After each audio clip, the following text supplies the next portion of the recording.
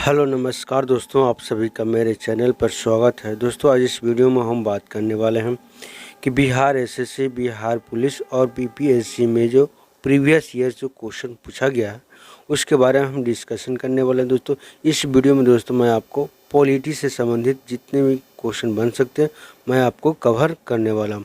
तो चलिए दोस्तों वीडियो को हम स्टार्ट करते हैं।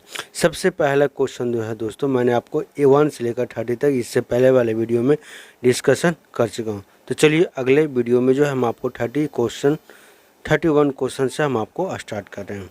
ठीक है, तो पहला क्वेश्चन है दोस्तों कि संघ की कार्यपालिका किसमें शक्ति निहित होता है। ठीक है, संघ की कार्यपालिका किसमें निहित होता है? ऑप्शन है प्रधानमंत्री, राष्ट्रपति या मंत्रिपरिषद या संसद में। ठीक है, तो संघ की कार्यपालिका का शक्ति जो होता है दोस्तों राष्ट्रपति में होता है, इसको याद रखिएगा। ठीक है, और यह प्रत्यक्ष रूप से होता है, शक्ति जो होता है प्रत्यक्ष रूप से होता है। और बात करेंगे कि 21 अनुच्छेद में वर्णित है। ठीक है, तो ये अनुच्छेद 53 के अनुसार यह जो है क्या कहा जाता है कि संघ का कार्यपालिका का जो शक्ति जो होता है वो राष्ट्रपति में निहित होता है। दोस्तों हम बात करेंगे थोड़ा सा कि कार्यपालिका क्या होता है। कार्यपालिका के बारे में थोड़ा सा समझिएगा कि सरकार का वह अंग, ठीक है, इसको आप नोट भी कर सकते हैं कि सरकार का वह अंग जो नियमों और कायदों, ध्यान दीजिएगा, नियमों और कायदों को लागू करता हो और प्रशासन का काम करता हो। ठीक है, क्या का काम करता हो? प्रशासन का काम करता हो, उसको कार्यपालिका कहते हैं। ठीक है, चलिए नेक्स्ट क्वेश्चन 32 नंबर है कि भारत का राष्ट्रपति क्या है? ऑप्शन है राज्य का प्रधान होता है, राज्य का प्रधान नहीं होता, या केवल सरकार का प्रधान होता है, या राज्य या सरकार दोनों को प्रधान होता है। ठीक है, तो इसका राइट आंसर हो जाएगा दोस्तों आपका कि ऑप्शन नंबर ए, राज्य का क्या होता है? प्रधान होता है। ठीक है, राज्य का क्या होता है? प्रधान होता है। इसमें डिटेल समझिएगा दोस्तों, यहाँ पर डिटेल जो भारत का राष्ट्रपति जो होता है वो आपका भारत गणराज्य का, ठीक है, भारत गणराज्य का क्या होता है? प्रधान होते हैं। गणराज्य या राज्य भी इसको कह सकते हैं। ठीक है, तो राष्ट्रपति होता है। लेकिन दोस्तों अगर बात करेंगे कि सरकार का प्रमुख कौन होता है, तो सरकार का प्रमुख जो होता है, ध्यान दीजिएगा, प्रधानमंत्री होता है। इसको भी याद रखिएगा, बहुत इंपॉर्टेंट पॉइंट्स है कि सरकार का प्रमुख कौन होता है, तो प्रधानमंत्री होता है, और गणराज्य का प्रधान कौन होता है? राष्ट्रपति होता है। इसको आपको याद रखना है। चलिए दोस्तों आओ इसके बारे में हम कुछ भारत के राष्ट्रपति के बारे में हम आपको बता देते हैं। ठीक है, कि भारतीय सशस्त्र, ठीक है, भारतीय सशस्त्र सेनाओं का सर्वोच्च सेना नायक राष्ट्रपति होता है। ठीक है, याद रखिएगा, भारतीय सशस्त्र सेनाओं का सर्वोच्च सेना नायक कौन होता है? राष्ट्रपति होता है। और दोस्तों भारत का राष्ट्रपति जो पद होता है वो सबसे बड़ा पद होता है। कौन सा पद होता है? सबसे बड़ा पद होता है। ठीक है, और बात करेंगे दोस्तों भारत का प्रथम नागरिक जो होता है वो राष्ट्रपति ही होता है। भारत का प्रथम नागरिक भी कौन होता है? राष्ट्रपति होता है। तो ये सब मुख्य महत्वपूर्ण पॉइंट हैं दोस्तों, आप इसको याद रखिएगा। या दोस्तों एक और पॉइंट है, इसमें कह सकते हैं कि देश का सबसे बड़ा अधिकारी कौन होता है? देश का सबसे बड़ा अधिकारी राष्ट्रपति ही होता है। तो दोस्तों मैंने इसमें जो है राष्ट्रपति से जो 5-6 क्वेश्चन बनते हैं, 33 नंबर क्वेश्चन क्या कर रहा है कि निम्नलिखित में से किस समिति ने मौलिक कर्तव्यों को शामिल करने की अनुशंसा की है? ठीक है, तो ऑप्शन है तारापोर समिति, राधा कृष्णन समिति, बलवंत राय समिति या स्वर्ण सिंह समिति। तो इसका राइट आंसर हो जाएगा स्वर्ण सिंह समिति। ध्यान दीजिएगा दोस्तों कि सरदार स्वर्ण सिंह समिति के अनुशंसा पर ही 42वां संविधान संशोधन जो हुआ था 1976 में, उसी के तहत जो दोस्तों 10 मूल कर्तव्य भी जोड़ा गया था। ठीक है, 10 मूल कर्तव्य भी क्या गया था? जोड़ा गया था। ठीक है, एक और मूल कर्तव्य जोड़ा गया था 11वां, ठीक है, वो 86वें संविधान संशोधन जो है कि 2002 में जो है इसको जोड़ा गया था। तो इसको याद रखिएगा। टोटल मौलिक कर्तव्य कितने हैं? 11। ठीक है, इसको याद रखना है, आपको ध्यान में रखना है। चलिए नेक्स्ट क्वेश्चन है 34 नंबर। मौलिक कर्तव्यों को निर्धारण किया गया है। ठीक है, ऑप्शन है 40वें संविधान संशोधन, 43वें संविधान संशोधन, 42वें संविधान संशोधन, 39वें संविधान संशोधन। दोस्तों मैंने अभी आपको बताया कि मौलिक कर्तव्य जो है निर्धारण करता है 42वें संविधान संशोधन 1976 में हुआ था स्वर्ण सिंह समिति के द्वारा। चलिए नेक्स्ट क्वेश्चन क्या कर रहा है 35 नंबर क्वेश्चन क्या कर रहा है कि भारत में जनप्रिय संप्रभुता क्योंकि भारत के संविधान की प्रस्तावना शुरू होती है। भारत का संविधान जो है में प्रस्तावना जो लिखा गया वो किन शब्दों से प्रारंभ होती है। ठीक है, तो पहला ऑप्शन है लोकतंत्रवादी भारत, या लोकतंत्र गणराज्य, या लोक प्रभुसत्ता, या हम भारत के लोग। दोस्तों अगर आप प्रस्तावना याद होगा आपको तो आप जानते होंगे कि हम भारत के लोग जो है शब्द से जो है प्रस्तावना क्या होता है स्टार्ट होता है। तो इसका राइट आंसर हो जाएगा ऑप्शन नंबर डी। चलिए 36 नंबर क्वेश्चन क्या कर रहा है कि भारत का संविधान भारत को कैसे वर्णित करता है। ठीक है, भारत को कैसे वर्णित करता है। ऑप्शन है राज्यमंडल, या राज्यों का संघ, या महासंघ, या इनमें से कोई नहीं। तो भारत का संविधान जो है भारत को राज्यों का संघ वर्णित करता है। ठीक है, भाग 1 में दोस्तों क्या किया गया है कि भाग 1 में जो है भारत को राज्यों का संघ कहा गया है, और इसका वर्णन जो है अनुच्छेद जो है 1 से लेकर 4 में भी वर्णित किया गया है। इसका राइट आंसर हो जाएगा ऑप्शन नंबर बी, राज्यों का संघ। ठीक है, चलिए 37 नंबर क्वेश्चन क्या कर रहा है। 37 है भारतीय संघ में किसी राज्य को सम्मिलित करने का किसको अधिकार। अगर दोस्तों भारत में जो है किसी राज्य को शामिल को करना है तो किसका अधिकार होना चाहिए। ठीक है, ऑप्शन है राष्ट्रपति, प्रधानमंत्री, या संसद, या लोकसभा अध्यक्ष। तो इसका राइट आंसर हो जाएगा संसद। संसद को यह अधिकार है दोस्तों कि भारतीय संघ में किसी भी राज्य को शामिल किया जा सकता है। ठीक है, चलिए नेक्स्ट क्वेश्चन है 38 नंबर कि मूलभूत संविधान में कौन से भाग से राज्य लोक कल्याण की संकल्पना सम्मिलित की गई है। ठीक है, राज्य लोक कल्याण की संकल्पना को सम्मिलित की गई है। ठीक है, ऑप्शन है संविधान की प्रस्तावना में, संविधान की 3री अनुसूची में, या 3री अनुसूची में, या राज्य के नीति निर्देशक तत्वों में। तो दोस्तों इसको याद रखिएगा कि मूलभूत जो है संविधान जो है राज्य लोक कल्याण के बारे में जो सोचा गया है संविधान में, और राज्य की नीति निर्देशक तत्वों में शामिल किया गया, जो हमारे लिए 11 मूल कर्तव्य हैं। ठीक है, चलिए नेक्स्ट क्वेश्चन क्या कर रहा है 39 नंबर। निम्नलिखित में से कौन सा राज्य नीति निर्देशक तत्व सिद्धांत नहीं है। ऑप्शन है अंतर्राष्ट्रीय शांति प्रोत्साहन, ये भी है दोस्तों राजनीति निर्देशक सिद्धांत है। 14 वर्ष तक के बच्चों को निःशुल्क अनिवार्य शिक्षा प्रदान करना, ये भी आपका जो है 11वां मूल सिद्धांत है।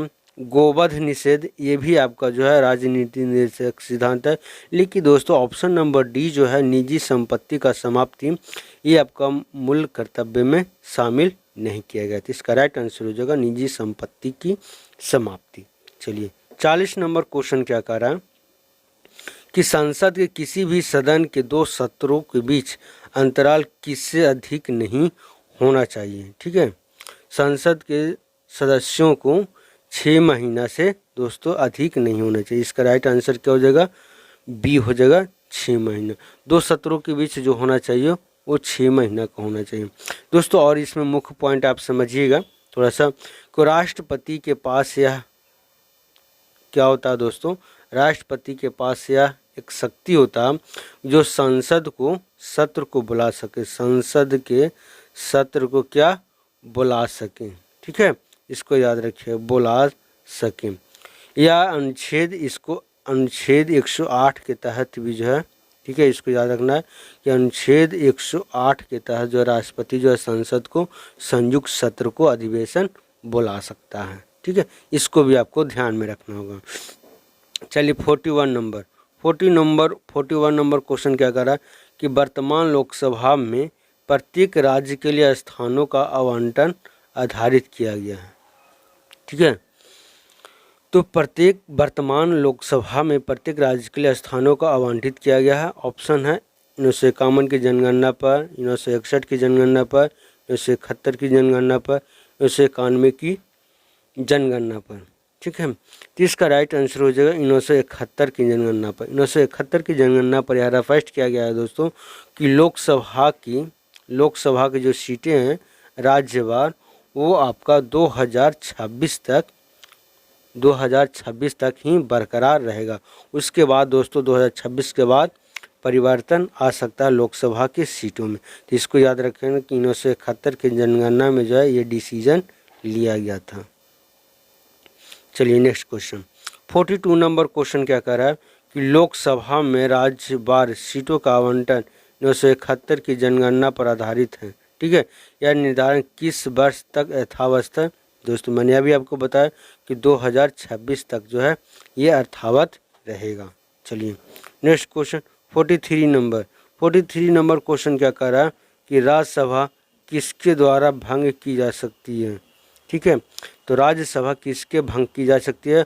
ऑप्शन है राष्ट्रपति द्वारा, प्रधानमंत्री द्वारा, मंत्रिपरिषद के द्वारा, या इनमें से कोई नहीं। ठीक है, तो दोस्तों याद रखिएगा कि राज्यसभा जो है कभी भी भंग नहीं होता है। इसको याद रखना है, बहुत इंपॉर्टेंट क्वेश्चन, उपयुक्त में से कोई नहीं। 44 नंबर क्वेश्चन क्या कह रहा है कि संसदीय तंत्र में वह व्यक्ति प्रधानमंत्री चुना जाता है जो निम्न दल का नेता होता है। ठीक है, इसको ऑप्शन समझिएगा, उच्च सदन में बहुमत दल, या निम्न सदन में बहुमत दल, या उच्च सदन में अल्पमत, या निम्न सदन में अल्पमत। तो दोस्तों ध्यान रखिएगा कि प्रधानमंत्री वहीं चुना जाता है जो निम्न सदन का बहुमत दल हो। निम्न सदन कहने का मतलब हुआ दोस्तों कि लोकसभा को निम्न कहते हैं। ठीक है, निम्न सदन कहते हैं, और उच्च सदन को राज्यसभा कहते हैं। इसको याद रखिएगा। ठीक है, ये समझिएगा तभी आप क्वेश्चन को सोल्व कर पाइएगा। तो लोकसभा को क्या कहा जाता है? निम्न सभा। ठीक है, निम्न सदन कहते हैं, और निम्न सदन में जो बहुमत दल का नेता होगा वो प्रधानमंत्री चुना जाएगा। ठीक है, इसको याद रखना। और प्रधानमंत्री चुनने का जो वर्णन जो किया गया है संविधान में, वो अनुच्छेद 75 के अनुसार दोस्तों प्रधानमंत्री का नियुक्ति, ठीक है, प्रधानमंत्री की नियुक्ति जो है वो राष्ट्रपति कर सकता है। ठीक है, इसको याद रखिएगा, प्रधानमंत्री की नियुक्ति राष्ट्रपति कर सकता है अनुच्छेद 75 के तहत। ठीक है, इसको याद रखना। चलिए 45 नंबर क्वेश्चन क्या कह रहा है कि प्रधानमंत्री की नियुक्ति राष्ट्रपति करता है, यह किस अनुच्छेद में वर्णित है? ऑप्शन है 61, अनुच्छेद 70, अनुच्छेद 75, अनुच्छेद 85। दोस्तों मैंने अभी आपको बताया अनुच्छेद 75 के अनुसार जो है दोस्तों राष्ट्रपति जो है प्रधानमंत्री की नियुक्ति कर सकता है। चलिए 46 नंबर क्वेश्चन क्या कह रहा है कि लोक लेखा समिति में कितने सदस्य होते हैं? लोक लेखा समिति में 22 सदस्य होते हैं। ठीक है, 22 सदस्य होते हैं, जिसमें 15 जो है लोकसभा के होते हैं। ठीक है, इसको याद रखना, और 7 जो है राज्यसभा के होते हैं, वो भी आपको 1 वर्ष के लिए। ठीक है, ध्यान देना है। और दोस्तों हम बात करें कि लोक लेखा समिति के अभी वर्तमान में जो अध्यक्ष हैं उनको याद रखिएगा, ये कभी कभी पूछ दिया जाता है, ये अधीर रंजन चौधरी हैं। कौन है? अधीर रंजन चौधरी हैं। इसको भी ध्यान में आपको रखना है, क्वेश्चन पूछ दिया जाएगा कि लोक लेखा समिति के अभी अध्यक्ष कौन है, तो अधीर रंजन चौधरी हैं। ठीक है, चलिए नेक्स्ट क्वेश्चन 47 नंबर क्वेश्चन क्या कह रहा है, लोक लेखा समिति के सदस्य कौन होते हैं? तो संसद के दोनों सदनों से चुने जाते हैं, या लोकसभा के सदस्यों में से ही चुने जाते हैं, राज्यसभा के सदस्यों में से ही चुने जाते हैं, या राष्ट्रपति द्वारा मनोनीत किए जाते हैं। दोस्तों मैंने अभी आपको बताया कि लोक लेखा समिति में जो सदस्य जो होते हैं लोकसभा और राज्यसभा दोनों होते हैं। ठीक है, यानी कि संसद के दोनों सदनों से चुने जाते हैं। तो ऑप्शन नंबर क्या हो जाएगा? ये हो जाएगा। ठीक है, इसको ध्यान में रखना है। चलिए 48 नंबर क्वेश्चन क्या कह रहा है कि भारत में रहने वाला ब्रिटिश नागरिक दावा नहीं कर सकता, किस पर दावा नहीं कर सकता है। ठीक है, ऑप्शन है व्यापार या व्यवसाय की स्वतंत्रता का अधिकार, या विधि के समझ समता का अधिकार, जीवन या व्यक्तिगत स्वतंत्रता को सुरक्षा का अधिकार, या धर्म की स्वतंत्रता का अधिकार। ठीक है, तो भारत में रहने वाला ब्रिटिश नागरिक जो है दावा नहीं कर सकता। ये ऑप्शन नंबर ए है कि व्यापार और व्यवसाय की स्वतंत्रता का अधिकार नहीं दिया जाएगा। ठीक है, चलिए नेक्स्ट क्वेश्चन क्या कह रहा है। नेक्स्ट क्वेश्चन है 14 नंबर, पटना उच्च न्यायालय की स्थापना कहाँ हुई थी और कब हुई थी। तो पटना उच्च न्यायालय की स्थापना जो है ये पटना में हुई थी। ठीक है, पटना में हुई थी और 1916 में हुआ था। ठीक है, इसको याद रखना है। कब हुआ था? 1916 को जो है पटना उच्च न्यायालय की स्थापना हुआ था। ठीक है, इसमें पदों की संख्या की अगर बात करेंगे दोस्तों, तो पदों की संख्या जो है 53 है। और उस समय जो भारत का गवर्नर जनरल थे, जिसमें पटना उच्च न्यायालय की स्थापना हुआ था, उस समय भारत के गवर्नर जनरल जो थे चार्ल्स हार्डिंग थे। कौन थे? चार्ल्स हार्डिंग थे। इसको याद रखिएगा, ये भी वेरी इंपॉर्टेंट क्वेश्चन है, बीपीएससी का पूछा हुआ क्वेश्चन है। ठीक है, इसको ध्यान देना है। अब बात करेंगे दोस्तों कि पटना उच्च न्यायालय के अभी वर्तमान में न्यायमूर्ति कौन है। तो न्यायमूर्ति जो है कृष्णन विनोद चंदन, इसको याद रखना है। ठीक है, कृष्णन विनोद चंदन है। और पटना उच्च न्यायालय की स्थापना 1916 में हुआ था। चलिए 50 नंबर क्वेश्चन। 50 नंबर क्वेश्चन क्या कह रहा है कि उत्तराखंड उच्च न्यायालय की स्थापना कहाँ की गई थी। ऑप्शन है नैनीताल, देहरादून, मैसूरी या हरिद्वार। तो इसका राइट आंसर हो जाएगा कि उत्तराखंड उच्च न्यायालय की स्थापना नैनीताल में हुआ था। 9 नवंबर 2000 को हुआ था। इसको याद रखना, 9 नवंबर 2000 को हुआ था। दोस्तों इसके अलावा और भी याद रखिएगा कि दिल्ली उच्च न्यायालय की स्थापना हुआ था 1966 ईस्वी में हुआ था। ठीक है, इसको याद रखना है। और कलकत्ता और बम्बई का दोस्तों, कलकत्ता और बम्बई का जो उच्च न्यायालय की जो स्थापना हुआ था 1862 में हुआ था, जो सबसे पहले उच्च न्यायालय की स्थापना हुआ था। नेक्स्ट क्वेश्चन है 51 नंबर, नीति निर्देशक तत्वों को कार्यान्वित करने के लिए क्या मूल अधिकारों का हनन हो सकता है। ऑप्शन है हाँ, या कुछ का, या नहीं, या विवादग्रस्त है। तो दोस्तों अगर मूल अधिकार अगर नीति निर्देशक तत्वों को कार्यान्वित करने लगेगा तो कुछ को हनन हो सकता है यहाँ पर। ठीक है, इसको याद रखना। चलिए नेक्स्ट क्वेश्चन है 52 नंबर, के निम्नलिखित में से किस वर्ष संविधान में मूल कर्तव्यों को अंततः स्थापित किया गया था। तो दोस्तों मैंने बताया था कि इस मूल कर्तव्य की जो है 42वें संविधान संशोधन 1900 जो मैंने आपको बताया था दोस्तों। ठीक है, 1976 में जो है मूल कर्तव्यों को जो है जोड़ा गया था। ठीक है, इसको याद रखना। चलिए नेक्स्ट क्वेश्चन है 53 नंबर। 53 नंबर क्वेश्चन क्या है कि राज्यसभा जो विघटित हो सकता है 4 वर्ष के बाद, 5 वर्ष के बाद, 6 वर्ष के बाद, या कभी नहीं। तो दोस्तों मैंने पिछले वाले ही क्वेश्चन में भी बताया है कि राज्यसभा जो है कभी भी विघटित नहीं होता है, लोकसभा भंग होते हैं। पटना उच्च न्यायालय की स्थापना जो है 1916 में हुआ था, अभी मैंने आपको डिस्कशन किया। चलिए 55 नंबर क्वेश्चन क्या कर रहा है। 55 नंबर क्वेश्चन कह रहा है कि भारत के किसी राज्य में मुख्यमंत्री पद पर नियुक्त होने वाली प्रथम दलित महिला कौन थी। तो प्रथम महिला दलित जो थी वो सुश्री मायावती, जो उत्तर प्रदेश के जो है मुख्यमंत्री बनी थी, उत्तर प्रदेश के मुख्यमंत्री बनी थी। और भारत का जो है पहला राज्यपाल जो बनी थी वो जेबी कृपलानी उत्तर प्रदेश के ही रहने वाली थी। ठीक है, जेबी कृपलानी नहीं दोस्तों, सरोजनी नायडू वो भी प्रथम महिला ही थी। ठीक है, इसको याद रखना है। चलिए नेक्स्ट क्वेश्चन क्या कर रहा है 56 नंबर, कि राज्यों में मुख्यमंत्री सहित मंत्री परिषद में मंत्रियों की न्यूनतम संख्या क्या हो सकती है। ठीक है, तो ऑप्शन है 10, 12, 13, 14। तो इसका राइट आंसर हो जाएगा दोस्तों 12। ठीक है, मुख्यमंत्री सहित मंत्री परिषद में मंत्रियों की संख्या कितनी होगी न्यूनतम? 12 हो सकती है, अधिक से अधिक हो सकता है। चलिए नेक्स्ट क्वेश्चन क्या कह रहा है कि उत्तराखंड उच्च न्यायालय की स्थापना कहाँ हुई थी? तो नैनीताल में हुई थी। मैंने पिछले वाले क्वेश्चन में भी डिस्कशन किए हुए।